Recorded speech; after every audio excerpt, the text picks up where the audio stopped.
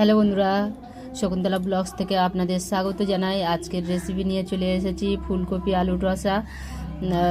নিরামিষ রান্না করব বন্ধুরা, চলুন দেখুন, খুব ভালো লাগবে। নিরামিষ দিনে এই রেসিপিটা একবার হলেও বানিয়ে খেয়ে দেখবেন, খুবই সুস্বাদু খেতে, খুব সুন্দর খেতে বন্ধুরা।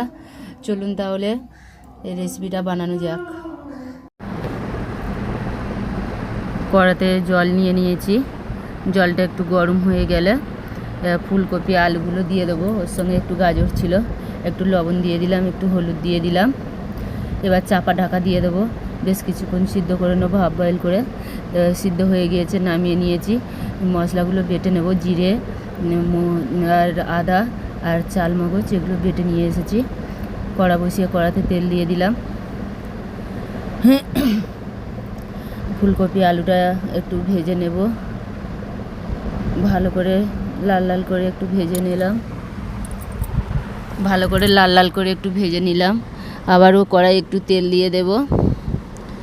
এবার গরম মশলা, দারচিনি, এলাচ, লবঙ্গ, তেজপাতা, শুকনো লঙ্কা, পাঁচফোড়ন, আদা সব একসঙ্গে ফোড়ন দিয়ে একটু নেড়ে টমেটো দিয়ে দিলাম। তারপরে একটু নেড়ে ফুলকপি আলু দিয়ে দিলাম। তারপরে তিনটে কাঁচা লঙ্কা দিয়ে দিলাম, একটু হলুদ দিয়ে দিলাম, একটু ধনের গুঁড়ো, একটু ওই চালমগজটা দিয়ে দিলাম, জিরে বাটা দিয়ে দিলাম। দিয়ে ভালো করে করেছে।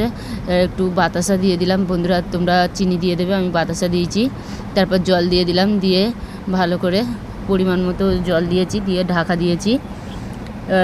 তরকারিটা ফুটে গিয়েছে, গরম মশলা দিয়ে দিলাম। গরম মশলা দিয়ে নেড়ে চেড়ে সব শেষে এবারও একটু ঘি দিয়ে দেব বন্ধুরা। ঘি দিয়ে দিলে নিরামিষ ফুলকপির তরকারি খুবই টেস্টি হয়। তা দেখুন, আমার ফুলকপির রসা হয়ে গিয়েছে বন্ধুরা। আজকের মতো রেসিপিটা এই পর্যন্ত, আবারও দেখা হবে। টাটা বন্ধু, ভালো লাগলে সাবস্ক্রাইব করে দিও।